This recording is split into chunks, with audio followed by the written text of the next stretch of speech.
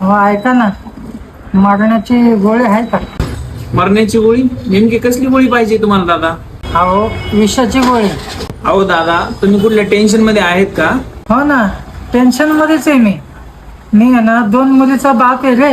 2 मुलीचा बाप? मग काय झालं? अरे 2 मुलीचा बाप होणं सोपं नाही रे. नसरापूरमध्ये जी घटना घडली ते मिटण्याच्या अगोदर दुसरी घटना घडते पर्वती दर्शनला. पर्वती दर्शनचं मिटण्याच्या अगोदर महाराष्ट्रामध्ये तिसरी घटना घडते. ह्याला जबाबदार कोण आहे? फक्त आणि फक्त सरकार आहे रे. हे सरकार फक्त आणि फक्त तमाशा बघतंय. सरकार काही करू शकत नाही रे. देव न करो ही घटना जर माझ्यासोबत घडली ना, समाजामध्ये तोंड दाखवायचं लायकीचा राहणार नाही मी. म्हणून तर मी आजच पाऊल उचलतोय. आत्ताच सोय करून ठेवतोय मी आत्ता. दादा, मला तुमच्या भावना समजतात, पण हे सरकार काहीच करणार नाही, म्हणून तुम्ही चुकीचं पाऊल उचलू नका.